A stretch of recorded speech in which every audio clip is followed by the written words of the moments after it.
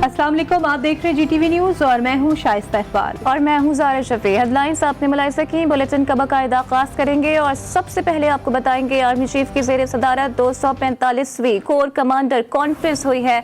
ISPR के मुताबिक core commander conference में खित्ते की सूरत हाल और कौमी सलामती के अमूर पर भी गौर किया गया, जबकि सियालकोट वाक़े का नोटिस लेते हुए ऐसे अनासर के खिलाफ ज़ीरो टॉलरेंस का इयादा किया गया। इसी हवाले से मजीद जानते हैं ब्यूरो चीफ इस्लामाबाद मतीन हैदर से। जी मतीन, आगाह कीजिएगा इस बारे में। जी बिल्कुल, army chief general Qamar Javed Bajwa की ज़ेर सदारत में पाकिस्तान आर्मी के कोर कमांडर्स का इजलास हुआ। इजलास में पाकिस्तान की एक्सटर्नल और इंटरनल सिक्योरिटी सूरत हाल, सरहदों की सूरत हाल का मुफस्सल जायजा लिया गया।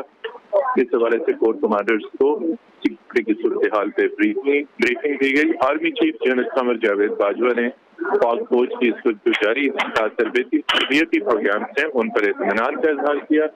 इसके साथ साथ सियालकोट वाक़े के बारे में भी कोर कमांडर्स को ब्रीफिंग दी गई और इस अज़्म का इजहार किया गया कि इस किस्म के वाक़यात किसी सूरत में बर्दाश्त नहीं किए जाएंगे। इजलास में अफगानिस्तान की सूरत हाल का भी जायजा लिया गया और इस हवाले से इस अज़्म का इजहार किया गया कि अफगानिस्तान में इंसानी बहरान से बचाने के लिए वहाँ पर फौरी तौर पर इमदाद की जरूरत है और आलमी बरादरी को मोबिलाइज किया जाए। जी बहुत शुक्रिया आपका मतीन हैदर। आगे बढ़े और आपको खबर दें, भारत के chief of defence staff Bipin Rawat helicopter हादसे में हलाक हो गए। भारतीय फिजाइया ने जनरल रावत की हलाकत की तस्दीक कर दी। मीडिया रिपोर्ट्स के मुताबिक भारतीय फिजाइया का हेलीकॉप्टर तमिलनाडु में गिरकर तबाह हो गया, जिसके नतीजे में जनरल बिपिन रावत समेत 13 अफराद हलाक हो गए। हलाक होने वालों में जनरल बिपिन की अहलिया भी शामिल हैं। भारतीय मीडिया का कहना है कि हेलीकॉप्टर में सवार 11 अफराद मौके पर ही हलाक हो गए थे, जबकि जनरल रावत समेत 3 जख्मियों को अस्पताल मुंतकिल कर दिया गया है, जिनमें से 2 ने दौरान इलाज दम तोड़ दिया। और अभी बात करेंगे शाहीनों के क्लीन स्वैप की। जी हाँ, T20 में फतह के बाद कौमी टीम टेस्ट सीरीज में भी फतहयाब। शाहीनों ने टाइगर्स पर ऐसे पंजे गाड़े कि मेजबान टीम के लिए गिरफ्त से निकलना मुश्किल हो गया। कौमी टीम ने इनिंग्स और 8 रन से दूसरा टेस्ट जीतकर सीरीज में क्लीन स्वेप कर लिया है। कौमी टीम टेस्ट के आखिरी दिन 13 विकेटें लेने वाली दुनिया की पहली टीम बन गई।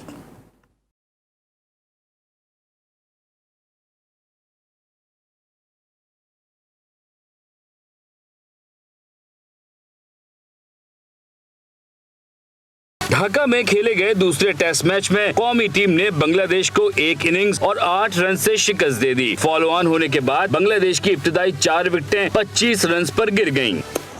Oh, that came back sharply. That was quick. That's exactly what I want to see. Gone. Shot. इसके बाद मुशफ़िकुर रहीम ने लिटन दास और शकीबुल हसन के साथ मिलकर इनिंग को कुछ सहारा दिया। कप्तान मुशफ़िकुर रहीम और लिटन दास के माबैन 73 रन, जबकि मुशफ़िकुर रहीम और शकीबुल हसन के माबैन 49 रन की अहम शराकतदारी कायम हुई। This time off the front foot, it's in the air but in the gap. This time cracking looking shot. That is a beauty. एक मौके पर ऐसा महसूस हो रहा था कि ढाका टेस्ट मैच ड्रॉ हो जाएगा, ताहम कप्तान बाबर आजम ने खुद बॉलिंग कराने का फैसला किया, जो अच्छा साबित हुआ और उन्होंने मेहदी हसन को आउट करके अपने करियर की पहली विकेट हासिल की। The all-important partnership. 1 for 14. Pakistan की जानिब से स्पिनर साजिद खान ने दूसरी इनिंग में 4 जबकि मैच में 12 विकेटें हासिल की और उन्हें मैन ऑफ द मैच का एजाज दिया गया। कौमी टीम ने इनिंग्स और 8 रन से दूसरा टेस्ट जीतकर सीरीज में क्लीन स्वीप कर लिया। कप्तान कौमी क्रिकेट टीम बाबर आजम का कहना है कि खिलाड़ियों ने T20 वर्ल्ड कप के बाद बांग्लादेश के खिलाफ खेल के दोनों फॉर्मेट्स में जिम्मेदारी का मुजाहिरा किया। मुझे फख्र है कि मेरे पास इतनी अच्छी टीम है। दूसरा टेस्ट मैच जीतना गैर मामूली है। टेस्ट मैच का टर्निंग पॉइंट साजिद खान का स्पेल था। अंडर 19 और फर्स्ट क्लास में बॉलिंग करता रहा हूँ। इंटरनेशनल क्रिकेट में आज पहली मरतबा बॉलिंग की। विकेट हासिल करने को बहुत इंजॉय किया। कोशिश यही की जाती है कि एफ़र्ट की जाए एज अ टीम, और जिस तरह लड़कों ने एफ़र्ट किया है थ्रू आउट वर्ल्ड कप में, T20 में, अभी टेस्ट मैच में जिस तरह लड़कों ने रिस्पांस दिया है, रिस्पांसिबिलिटी ली है, कैंपेन ली है, मेरे ख्याल से ये चीज़ें आपको आगे लेके जाती हैं। और एज ए कप्तान मुझे काफ़ी प्राउड है कि मेरे पास इतनी अच्छी टीम है और जिस तरह उन्होंने दोनों सीरीज़ जीती हैं, टेस्ट मैच जिस तरह आज का हम जीते हैं आउटस्टैंडिंग था। उसमें यही था कि मेरे ख्याल से जो टर्निंग पॉइंट था वो साजिद का वो स्पेल था इंटरनेशनल में फर्स्ट टाइम किया, लेकिन अंडर 19 में मैं बॉलिंग करता रहा हूँ, फर्स्ट क्लास में बॉलिंग करता रहा हूँ, लेकिन अनफॉर्चुनेटली चांस नहीं मिला मुझे। तो बिल्कुल एंजॉय किया मैंने, जितनी भी बॉलिंग की है मैंने 2 से 3 ओवर किए, मैंने एंजॉय किया। और मेरे ख्याल से वो क्रूशियल विकेट थी जिसकी वजह से मेरे ख्याल से टर्न ऑन हुआ मैच। ढाका टेस्ट में क्लीन स्वीप के बाद पाकिस्तान ने टेस्ट क्रिकेट में नई तारीख भी रकम की और टेस्ट मैच के 5वें रोज 13 विकेटें लेने वाली दुनिया की वाहिद टीम बन गई है। टेस्ट चैंपियनशिप के पॉइंट्स टेबल पर पाकिस्तान भारत से आगे निकल गया है। पाकिस्तान ने अब तक 4 टेस्ट मैचेस खेले हैं, 3 में कामयाबी और 1 में उसे शिकस्त का सामना करना पड़ा। अब तक पाकिस्तान 75% के साथ दूसरे नंबर पर विराजमान है। क्रिकेट ऑस्ट्रेलिया के सिक्योरिटी वफ्द ने एसएसयू हेडक्वार्टर्स और नेशनल स्टेडियम कराची का दौरा किया। वफ्द को ऑस्ट्रेलियन क्रिकेट टीम के मुतवक्के दौरे पाकिस्तान से मुतालिक सिक्योरिटी इंतजामात पर ब्रीफिंग भी दी गई। मज़ीद आपको रिपोर्ट करेंगे मोहसिन मेहदी। कैंगरूज के दौरे पाकिस्तान के लिए माहौल बनना शुरू हो गया।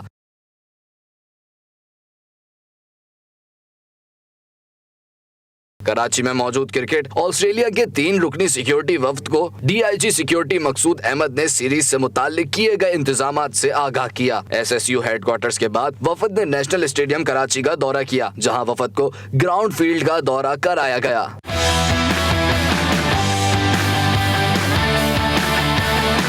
3 रुकनी ऑस्ट्रेलियन वफद ने एयरपोर्ट, स्टेडियम, शाहराहों और होटल पर सिक्योरिटी इंतजामात का भी जायजा लिया। ऑस्ट्रेलियाई क्रिकेट टीम आइंदा साल मार्च या अप्रैल में पाकिस्तान का दौरा कर सकती है। सीरीज में 3 टेस्ट और 3 एक रोजा मैचेस और 1 T20 खेला जाना है। सर्दियों के बाद महंगाई में कमी आएगी और अब भी कहता हूँ पाकिस्तान दुनिया में सस्ता तरीन मुल्क है। वज़ीर आज़म इमरान खान ने पेशावर में तकरीब से खिताब के दौरान कहा, कोरोना वबा में मुकम्मल लॉकडाउन ना लगाने पर मुझे बुरा भला कहा गया और ताना दिया गया कि अगर कोई मरता है तो इमरान खान पर मुकदमा दर्ज कराएंगे। लेकिन हमने मुनज़्ज़म हिकमत अमली से फैसले किए। वज़ीर आज़म ने कहा, हमारा नस्बुल ऐन और मंशूर पाकिस्तान को फलाही इस्लामी रियासत बनाना है। खैबर पख्तूनख्वा ने दहशतगर्दी के खिलाफ जंग में कुर्बानियाँ दी।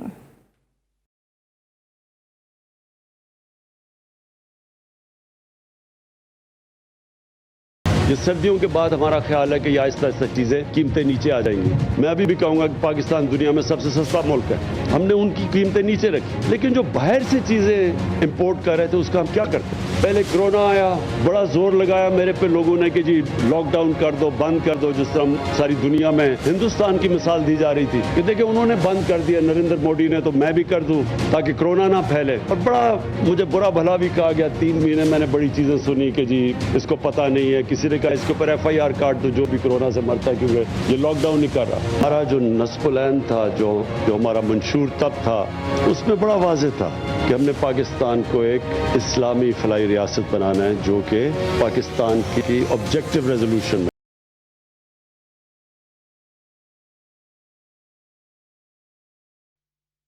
बलूचिस्तान के जिला पंजगौर के पहाड़ी इलाके तल से 5 अफराद की लाशें बरामद हुई हैं। लिवीज ज़राई के मुताबिक मरने वालों के जिस्मों पर गोलियों के निशानात हैं। इसी हवाले से मजीद जानते हैं ब्यूरो चीफ कोयटा बुशरा कमर से। बुशरा, आपके पास क्या डिटेल्स हैं, क्या शनाख्त हो गई है तमाम लाशों की? जी, पंजगौर से 20 किलोमीटर दूर पहाड़ी इलाका है हानेतल, जहां पर 5 अफराद की तशद्दुद लाशें मिली हैं। लेवीज ने मौके पर पहुंच के 5 लाशें जो हैं वो तहवील में ले ली हैं, जिन्हें अस्पताल मुंतकिल किया जा रहा है। इब्तिदाई रिपोर्ट के मुताबिक लेवीज ज़राए का कहना है कि 5 अफराद के जिस्म पर गोलियों के निशान हैं और इससे जाहिर हो रहा है कि गोलियां लगने की वजह से इनकी मौत वाकई हुई है। इन 5 अफराद की जो शनाख्त है वो हमजा और अमान जान, शुएब, खलील और दाऊद के नाम से हुई हैं, जिनके जेब से जो है मजीद तलाशी की जा रही है कि इनकी शनाख्त क्या मजीद पता चल सके और पता चल सके किन इलाकों से इनका ताल्लुक था। इस वक्त लेवीज ने इस इलाके को घेरे में ले लिया है और मुल्जिमान की तलाश में जो है वो कार्रवाइयां भी की जा रही हैं। जी बुशरा, बहुत शुक्रिया तमाम डिटेल्स के लिए।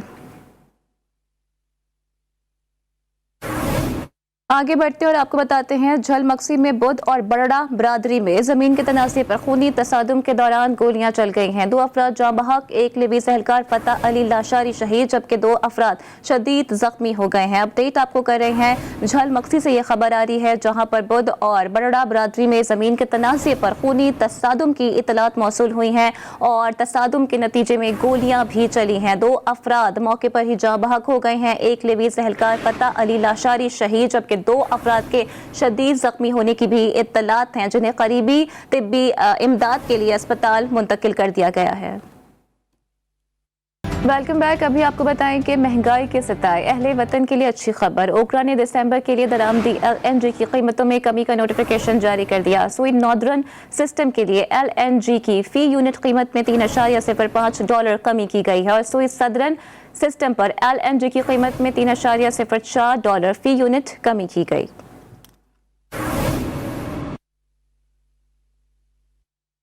इस्लामाबाद के तालीमी इदारों में हड़ताल खत्म हो गई। तालीमी सरगर्मियां कल से बहाल होंगी। वजारत तालीम ने 33 मॉडल कॉलेजेस को वफाकी निज़ामत तालीमात से निकालने का नोटिफिकेशन वापस ले लिया। बल्दियाती ऑर्डिनेंस से कबल वजारत तालीम ने 33 मॉडल कॉलेजेस को फेडरल कॉलेज ऑफ एजुकेशन के मातहत कर दिया था। जॉइंट एक्शन कमेटी ने वफाकी सरकारी तालीमी इदारों में जारी हड़ताल खत्म करने का ऐलान कर दिया। मेयर के तहत तालीमी इदारों की मुंतकली के खात्मे पर एहतजाज जारी रहेगा।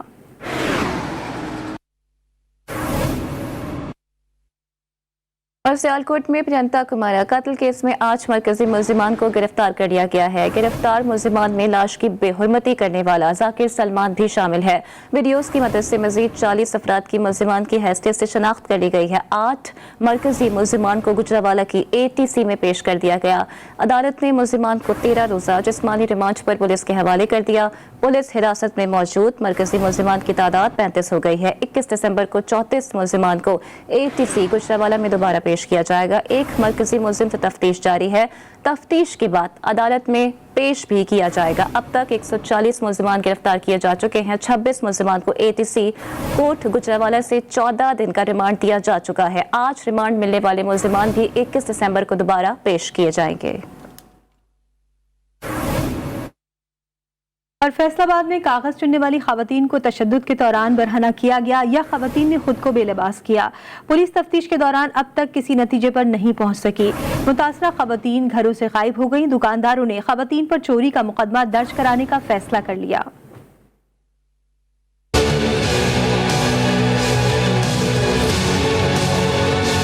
फैसलाबाद में खवातीन पर तशद्दुद और मुबैना तौर पर बरहना किए जाने का केस नया रुख इख्तियार कर गया। दुकानदारों पर बरहना करने का इल्जाम लगाने वाली खवातीन अपने घरों से गायब हो गई हैं। वाक़े की कुछ CCTV फुटेज भी सामने आई हैं, जिनसे बज़ाहिर ये तासुर मिल रहा है कि खवातीन ने अपने आप को खुद बेलिबास किया। जरा के मुताबिक दुकानदारों ने भी खवातीन के खिलाफ मुकदमा दर्ज कराने के लिए वकला से राब्ते शुरू कर दिए हैं। पुलिस के मुताबिक इस वाक़े में 5 अफराद ज़ेरे हिरासत हैं। अभी इस बारे में तफ्तीश जारी है कि ये हरकत खवातीन ने खुद की या दुकानदार और खवातीन ने खुद ऐसा किया तो इन्हें किस चीज ने ऐसा करने पर मजबूर किया। RPO फैसलाबाद का कहना है कि खवातीन को दुकान में बंद करना, उन्हें ज़दकोब करना और उन पर तशद्दुद करना भी जुर्म है। अगर खवातीन चोरी करने भी आई थीं तो दुकानदारों का फर्ज था कि वो पुलिस को इत्तला देते।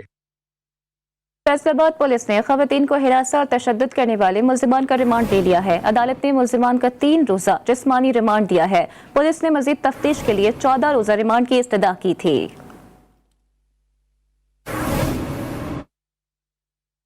कराची के इलाके औरंगी टाउन में मुबैना मुकाबले में जख्मी होने वाले यासिर का कहना है कि उनके पास कोई असलहा नहीं था। मुलजिमों ने अचानक करीब आकर मोटरसाइकिल रोकने की कोशिश की और फायरिंग कर दी। दूसरी जानिब पुलिस ने मुलजिम एहलकार और मुबैना तौर पर मकतूल अरसलान से मिलने वाला पिस्तौल फॉरेंसिक के लिए भेज दिया है।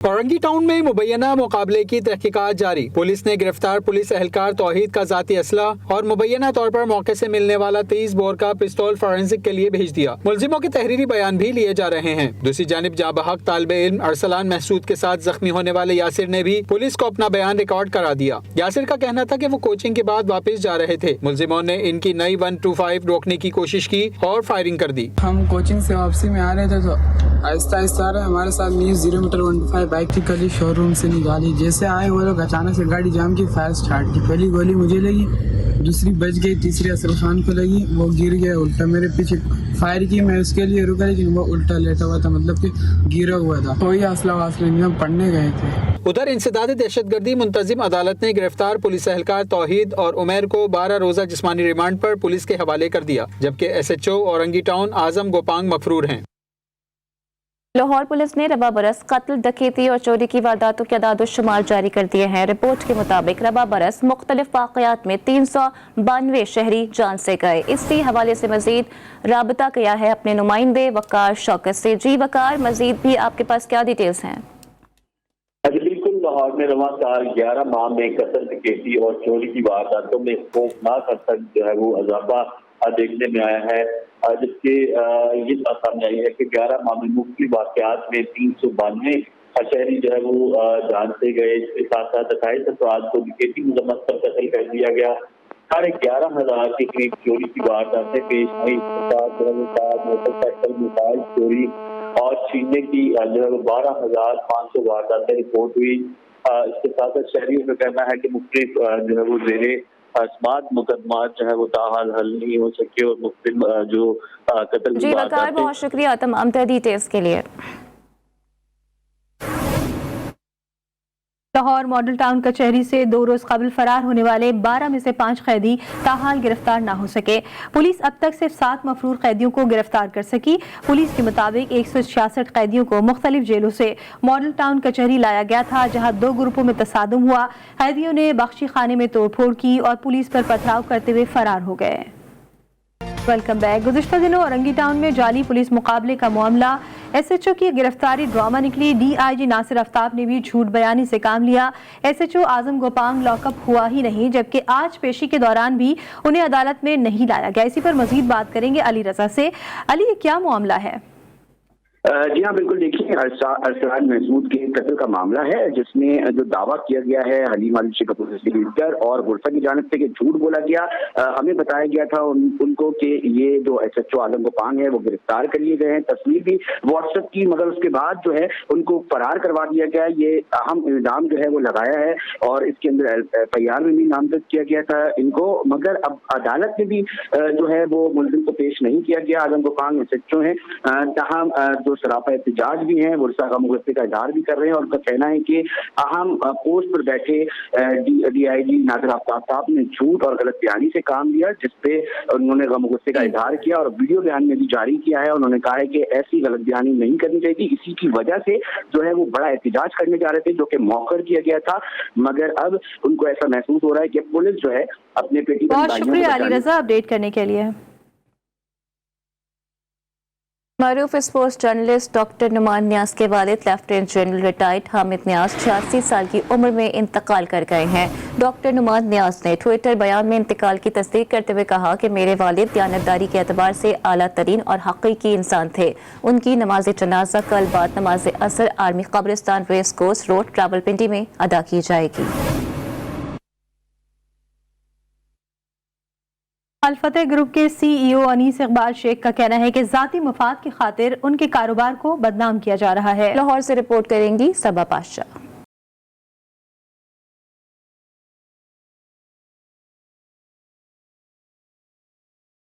अल-फतह स्टोर के CEO अनीस इकबाल शेख ने बताया कि इनके बड़े भाई इरफान इकबाल शेख फेडरेशन ऑफ पाकिस्तान के इलेक्शन लड़ रहे हैं। मुखालिफिन को इनकी जीत का खतरा है, जिसके बायस वो पंजाब फूड अथॉरिटी के साथ मिलकर अल-फतह स्टोर का नाम खराब कर रहे हैं। अल-फतह बहुत पुरानी ऑर्गेनाइजेशन है, 80 साल पुरानी ऑर्गेनाइजेशन है और अल्लाह के फजल से और कुछ हज़ार लोगों के साथ मिलकर चलती है, जॉब देती है। इशू ये था बेसिकली कि जब कोई लोग आती है, कोई भी अथॉरिटी आती है और किसी चीज़ के सैंपल देखी जाती है, बहुत अच्छी बात है, फूड अथॉरिटी बहुत अच्छा काम है, लेकिन कुछ लोग जब उसके अंदर अपने इख्तियारात को नाजायज़ फ़ायदा करते हैं ना, that is really bad. Anees Iqbal का कहना है कि PFA ने इस शहद को ज़ायदुल मियाद बताया है, जो कभी एक्सपायर हो ही नहीं सकता। Nothing was expire.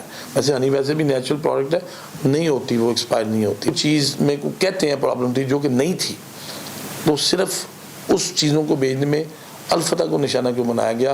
बाकी 2.5-3 लाख जो बाकी शॉपकीपर्स हैं या जो भी शोरूम्स हैं, उन पे किसी को एक नोटिस नहीं किया। अनीस इकबाल शेख ने वाजिया किया कि हमारे पास तमाम सबूत और डॉक्यूमेंट्स मौजूद हैं। जो शहद हमारे स्टोर पर है वही दूसरे स्टोर्स पर भी बेचा जा रहा है, लेकिन इनसे कोई सवाल नहीं किया जा रहा। हुकूमत से अपील है कि पंजाब फूड अथॉरिटी के जिम्मेदारान के खिलाफ कार्रवाई की जाए। कैमरामैन अवैस राजपूत के साथ सबा पाशा, GTV न्यूज़ लाहौर। एक ब्रेक के बाद हेडलाइन के साथ फिर हाजिर होंगे। देखते रहिए GTV न्यूज़।